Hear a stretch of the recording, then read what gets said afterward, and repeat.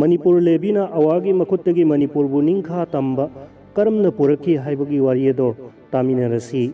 Manipur masagi Chahi lising anirongi sanglaba puwarigi paring ama laijaba lamdamni. Krista kumsing kuntrawam doidagi ningthau oiba haukiba maidingu nongda lairen pakhanggi matamdagi kumjalsim chanipan mabudra mathoigi Manipur ge British ka sokna khiba Manipur gi ningkha tambagi aroiba lanphamda Manipur ne British ki makuta maithi khiba matam chaurakna Chahi lising maga chanipan yankhai romgi matam asigi manungda Manipur puwari gi lamaida amuba kalin iduna laihorgadaba laibak thiba thodok ama haiba taragadi marjitna Manipur gi ningthau oiduna panba matamda ayamba matamda maitai singi yeknaba oiduna ta laklaba awana landarakpadagi lising chanipan taramapaldagi lising chanipan kunmanga phawba Manipurda khuntak leitak-tuna laibak kangkhong chaikhiba matam adubuni haina haiba yai adubu ningthau marjitna Manipur gi ningthau oina panba matamdadi awa ningthau aulang payana magi akanba matik mathaunaga awaga yumlonana leiramba leibak kaya mathang loi chansinduna pak chauraba awa leipak ama semgatlamba amadi matam adugi malemgi oina mapangan kanba leibak singi manungda ma oiramba France tagi nongmai phangduna Manipur dagi awa leipak na mising yamba amadi mapangan kanba yamna henki maidingu margin apanma matamda Manipurda awana landaraktuna Chahi Taret Khuntak ngai Manipur awagi makha pon leiba matamse iningthau gambir singna Manipur gi leimaidigi awa lanmi pumba takthokkhiduna Chahi Taret chupna mikha ponduna leiruraba ima leipak Manipur bu amuk hanna ningkha tamba porakhibada asawa mateng oinakhiba Manipur Lavy haibase matau karamna semlakhibage matau karamna Manipur gi leihaudagi awa lanmi pumba takthokkhiduna ima leipak Manipur da matau karamna ningkha tamba porakhibage haibgi matangda Manipurda kari maramdagi matau karamna Chahi Taret Khuntakpa thokhibano haibado hana mangjaunana hangatna yengambagi tangai fadaba lai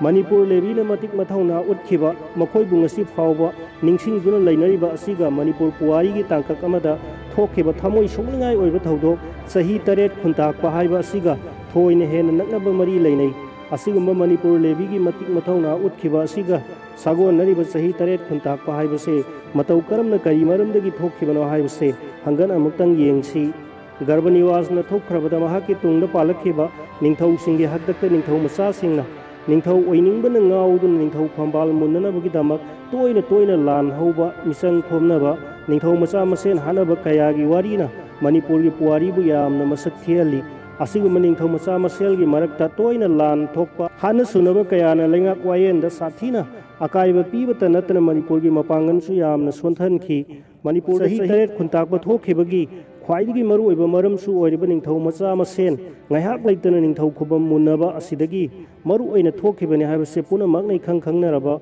wafamni Baiga Chandrana thukhrabada machani pa Labaina Chandrana lisemaga satret maura nipanda ningthau khubam silauki Labaina Chandra ningthaubu konung manungi oiba mioi singna sarau sinaduna hatoklaba matungda manau nipa Madhu Chandrana Krista lisingama chanipanda Manipur gi ningthau oikhi Madhu Chandrana mahak ningthau khubam chetnaba manau chaurjitpu Jubras aduga marjitpuna senapati hapkhi adubu masina makhoi ningthau macha machin manau singi marakta Pukchen khojen tinana leibinaba haibadudi oiba ngamkhide pangkui kuidena chaurjitna mayamba ningthau Madhu Chandra gi mafamda thaugalon kaiba lamcha chatpa horakhi mayamba ningthau gi mathakta lal haunaba sem sarubadagi leiba yadaduna kasar tana chenkhi chaurjitna karsada chenkhrabada marjitna Jubras amasung senapati ani supna oihokhi matam kharagi matungda chaurjitna kasardagi mi khomnaga lising chanipan supna ahumgi lamta thada Madhu Chandra gi mathakta lal horakhi Marjitna lanmi tengon semduna chaurjitka lan thengnanaba maklang tan chatuna tengol lingduna laikhi tanja sida chaurjit pupokpi mama devahuti su Madhu Chandrana konungdagi tan thoklubadagi marjit ki manak tan chatkhiduna marjit pu chaurjit ki misang oiraga Madhu Chandra gi mathakta lan tauduna ningthau khubam munnanaba insinki marjit ki apokpi mama akham chanu Chandra mukhidi marjitna yamna piklingai da sikhibana chaurjit ki mama devahutina marjit pu mama sakna yolakhibani Maramasana chaurjit ki mama na haiba induna marjit na chaurjit ki misang oiraga Madhu Chandra gi mathakta lan hauba haina yanakhi loinana chaurjit ka marjit ka anina sinana Chahi manga ningthau oina si haina duna Madhu Chandra gi mathakta chaurjit marjit ani punna landabada Madhu Chandra maithi duna kasarda chenba takhi Madhu Chandra na chenkhrabada chaurjit na Krista lising chanipan somna ahumda ningthau oiduna palaga manau marjit na जुबराज अमसुंग सेनापति अनि Sumana ओइखी मधुचंद्रन Kasar chain Kharag मचानुपी इंद प्रभा लौबा कसार की निंगथौ कृष्ण चंद्र की मतेंग लौरगा अरोइबो ओइने निंगथौ खुबम हंजिनबगिदमक चौरजित के मथक लान हौरखी अदुबु विष्णुपुर की लानफमद माइथीब नंगबता नतना लानफमदुद मधुचंद्र मथ्वाइ थाखी चौरजितन निंगथौ ओइबगी मतम सुरबदा हाइनखिबगी मतुंगिना margin अमहाक अमुक निंगथौ ओइरगे हाइरोबदा चौरजितन मतमदी लोइरे अदुबु मतम खर ngaइखो हाइरपदगी मार्जितन निंगब काइदुना मागे मी खोमनगर चौरजित के मथक लान हौखी अदुबु माइथीदुना तमु ताना चेनख्रगा अवा निंगथौ बोदाउ पयादा मतेंग पांगबियु हाइजरुबदा बोदाउ पयाना ताइसनबीदुना निंगथीना लैमिनहनखी अदुबु कुइने चटखिदे मार्जिन अमुक मयाम चौरजित की मथक हन्ना हन्ना अनिरक लान हौखी अदुबु माइ पाकप ngamdabadagi kasar ताना चेनखी kasar निंगथौ कृष्ण चंद्रन मार्जित पु मकुबोक हातखिबनि पानी हाइदुना ताथीना तौखी मार्जितना kasar की निंगथौ कृष्ण चंद्र अमसुंग मनाउ नुपा गोविंद चंद्रद सगोल मरी खुदोन ओइना कलमी मदुदा गोविंद चंद्रन ख्वाइदगी फब सगोल अदो पियु हाइबदा मार्जितना याखिदे अदुबु गोविंद चंद्रन नमदुना मार्जित की सगोल तरेत मुंदुना लौखी थौदौ अदुदा मार्जित की थमोइदे यामना वरौ पोक्लमी अमसुंग मागा लोइनबा मियोइ खरगा लोइनना अवागी मतेंग नीरुनबगिदमक अवा लैबाक ताना चटखिरमी अवा यौरगा अवा निंगथौ बोदाउ पयागी मफमदा करिगुम महाकु निंगथौ ओइहलबदी अवाना यामना कलक्चबा कबो बेलीगी लम अवादा पीबता नतना महाक मसामक्सु अवा निंगथौगी मखा पोनम निंगथौ अमा ओइगे हाइना मंतिकनबदगी अवा निंगथौना हाइरिबा वफम अदुदा हराउना यारदुना असौबा लानमी तेंगोन अनि थारकलगा तेंगोन अमना समसोक निंगथौना लुचिंगदुना मची लंबीदा मणिपुर चंगसिलखी अदुगा तेंगोल अमना मार्जित मसामना लुचिंगदुना आइमोल पासता चंगसिलखी समसोक निंगथौगी तेंगोल अदो हैरोक्ता तेंगोल लिंगदुना लैरबदा पीतंबरना लुचिंगबा मैतै लानमीना यामना लाइना माइथीबा पीखी अदुबु कक्सिंगदा तेंगोल लिंगदुना लैबा मार्जितना लुचिंगबा तेंगोलदा अमुक पीतंबरना लांदाबदा पीतंबर माइथीखी कक्सिंगी लानफमदा माइथीबा असिदगिदी चौरजित महाराज मनाउ निपा गंभीर सिंहगा लोइनना कसारदा चेनखी चौरजित महाराज निंगथौ खुबम थादोक्तुना कसारदा चेनख्रबदा मार्जितना लिसिंग चनिपान तराहुमदोइदा मणिपुर की Ningthou ओइरे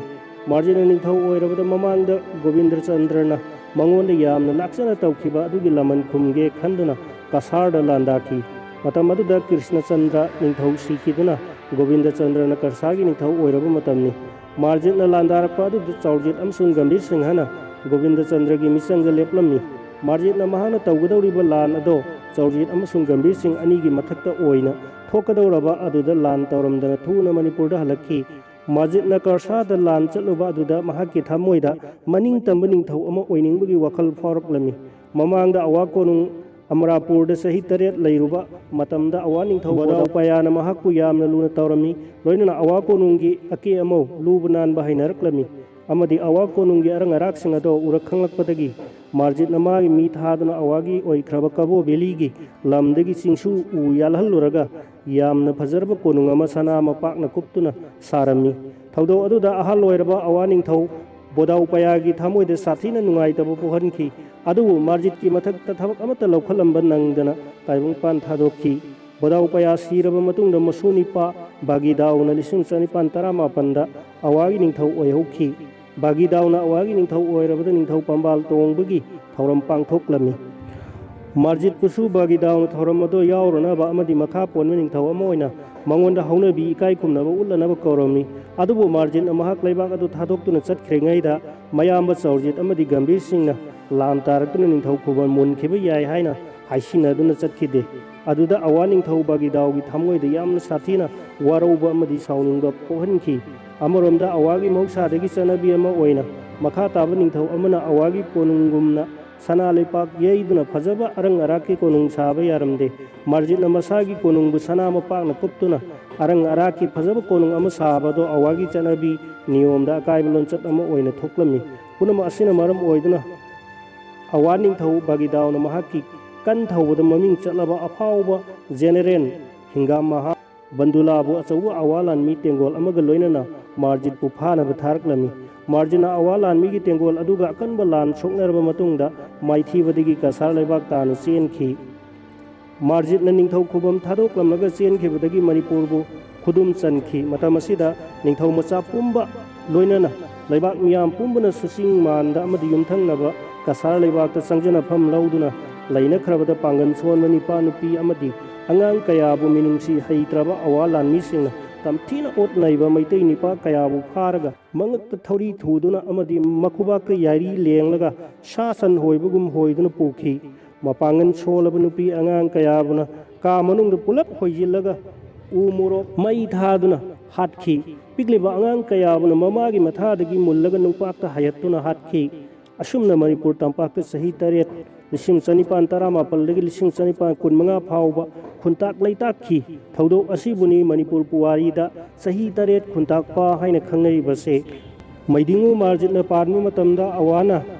Manipurda landarakpadagi awagi makhota Manipurna maithiba nangduna awana Manipurgi konung pai khrabada awalan misingi miot manai kibadagi leipak miyam punamak chingda manda kochen chenduna mothwai hingnaba lotnakhi Manipurga yumlonaba kasar leipak tana sienba ngamma mioi kaya amasu mawa leipak thadoklamlaga kasar leipakta changjapam lauduna lainakhi matam asida Manipur tampakta matu solaba nipa nipi amadi angang kayabu awagi makhuttagi kanbinaba amadi ngakpi senbinaba kanasu leiramde ningthau macha kayasu mathwai hingganaba chingmanda kaduna lotnakhi Manipurbu awana khudum chanchin khraba matungda marjitna Manipur thadokuna sien khraga kasarda mayangbum chaurajitki mafamda changjakhi Saurjit nasu manau marjit pungakpi duna marjit puchangja phampi ki asigi matungda kasargi ningthau Gobind Chandrabu saurjit marjit amasung Gambhir Singh machin manau ohumna tanthoklaga kasar pumba machin manau ohumna yenthokna duna saurjit na tilain chingi nongpok thangba lamgi sarukta sonai mukta konung oirga panki Gambhir Singh na tilain chingi nongchup thangba laibal lamgi saruk chingbu gumrahada konung oirga panki marjit na Hailakandi gi saruk ching Yaphir banda konung oirga panki maitai ningthau machin mana ohumna ningthau khubamdagi tanthok piraga Govinda Chandrana British ki mafamda changjaduna magi ningthau khubam hanjalhanbina ba haijabada British na yaraktabadagi upai leroroi haiba khangduna awa leipak tana chatuna awa ningthau bagi dauda yanaba ama poraptuna awa lanmina landarakuna asangi mafam pumba tapna tapna khudam chanselakhi mamaida British laingarki nongkok thangbada leiba lam pumba awasingna khudum chanselakhi tanja asi yorklaba matamda awaga yaribu makhai lan taunadanabu honaramba Britishna phibamna yaraktabana maram oiduna tangai fadana matamadagi Bharatki Governor General Lord Amherstna awagi mathakta February gi tang 13 isum chanipan 13 da lan lauthokhi Britishna awagi mathakta lan lauthokhi bana maram oiduna awalan misingi mathakta akanba lan taduna awalan misingbu takthoklakhi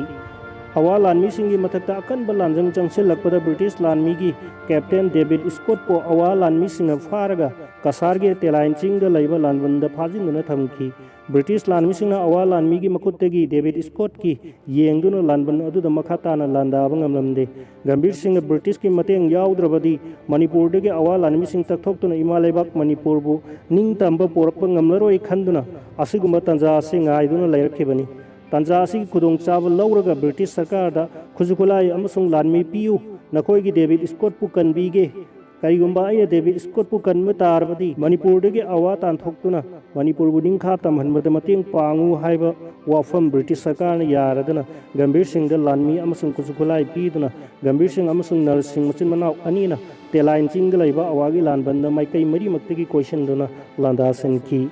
awalan mising makoi gi lanbanda khangu danda silakpa aduda ingau ngau na lanbanda do ngakthoknaba lan taunaringai talakta haisingaba sarit sarar hairaba mathauna lairaba Gambhir Singh na naronda awagi lanban manungda nungsitkum yang sagol thaujinduna David Scott pu chelak chenphoina na lanban manungdagi puthoktuna kanki awalan mising David Scott laitrabada makoi khudong thiba nanglakadaba do khangbadagi numit adudagi ahingda lonna telain chingi lanban thadoklamlaga Manipuromda handoktuna chenki thodo sigi tungda Gambhir Singh Nar Singh machin manau anibu British na yamna luna tawduna siletana pukraga yamna nungaina thambikhi David Scott na magi mathwai kanbirakkhibagi damak Gambhir Singh bu yamna luna tawduna chanaraba marup oikhi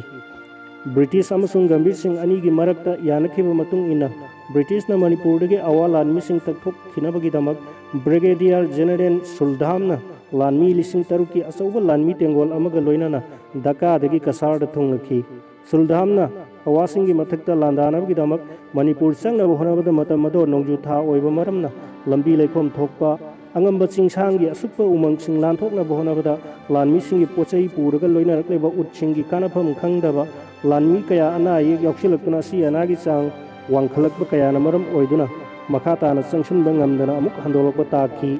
Brigadier General Suldam ki thorangpumba mahi yandana aremba tarabada Gambir Singh ki thamoidi yamna sathina nungaitaba pokhi maram asina mahak masamakna Manipur da changduna Manipur gi awalan mising takthokke haina kanna haibadagi mahakki tung inba Manipur masa samnga rom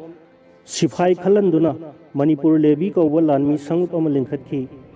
hairiba lanmi sangup asibu lan tambiba Setnaba lanmi ki fijon langba amadi lanmi singi thagi tolo pibana singbagi thabak punamak British Sarkarna laurami Manipur Lavy ki lanmi singbu takpi tambibagi thabak pumbasu Lieutenant Pemberton amasung Captain Grant na taurami asuna Manipur Lavy linkhatuna kasar ki Badarpur da ningthina lanmi ki training piraba matungda hairiba lanmi sangup ase puraga Gambir Singh Nursing anina lusingduna siletagi khongsalakpana numit tareni gi manungda kasar ki Baskandi da thungthi Khongchal asida Pemberton masamuk chuloina rakhi Gambir Singh na mathwai kanbi khiba Captain David Scott chu magi thawai kanbi rakhibagi laman singbu oina mahaki marup Gambir Singh na Manipur dagi yeknaba awalan mising tanthoknaba honabada mating pangani haiduna khongchal asida loina rakhi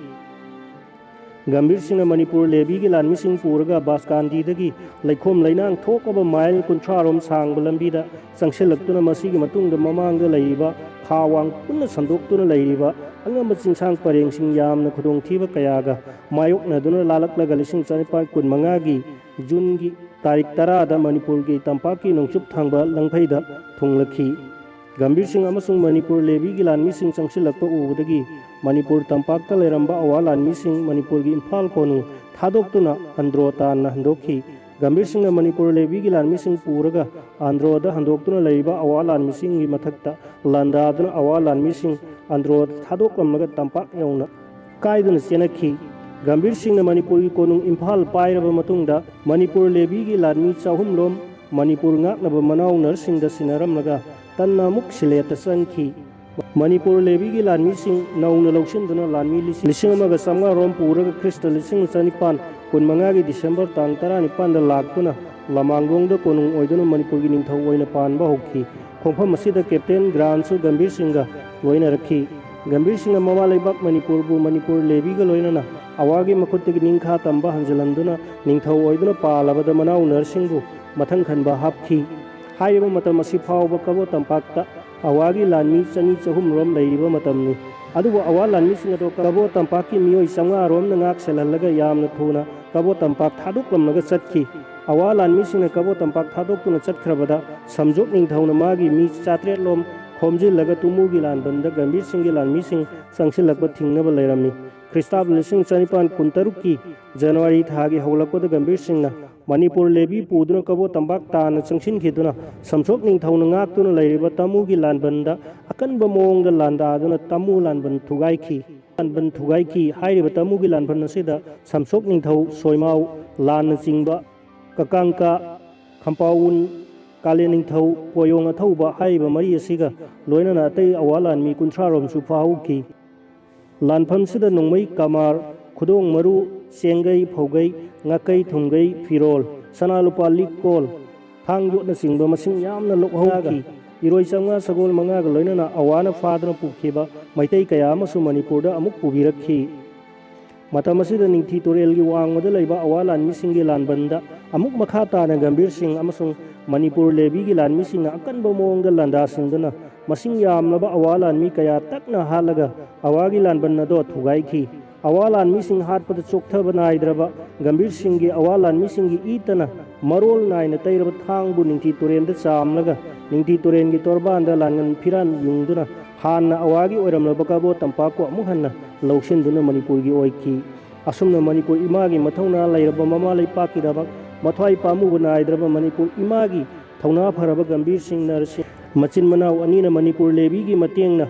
Chahi Taret chumna awagi makha pona lairoraba ima leipak Manipur bo amu hana ningkha tamba phanganduna ima leipak Manipur bo ningkha tambagi harau binok tamhanki Manipur de Chahi Taret khuntaktuna awagi makha ponduna Chahi Taret lairabada Manipur imagi thauna phaba mapari Gambir Singh Narasingagamba pukchaduna Manipurbu amu hana awagi makuttagi ningtambabu munduna lauraga Manipurbu ningtamba amuk hanjilhanba ase maitai haiba phurupkang asigi thodok hendokna laibak phabani haina laubu yai nalamdrabadi ngasigi Manipur ase amuk uba phanglamdana Barma leipaki saruk machet ama oina laikhiduna lamdam sidagi maitai khunai mutkirambasu yai ngasi Manipur ningkha tamba lamdam ama oina amadi masagi lamkhai leina masak thokna leijaba phangjari Gambir Singh Narsing Machin Manau Amadi Manipur Lavy gi thauna pharaba laloi singi achaubo mamal naidraba khudolni haina lawda thoina laloi maraiba kidamak thawai thaba pamudaba mamalaiba kunung sijaba thauna lingjel leiraba Manipur imagi mathongna pharaba mapari sing adugi mafam dangasigi mirol amadi tungi mirol singna makhoigi mathongna maringjel gi damak laman sing boina matam punamakta makhoi bu kai khumnaba utpham to I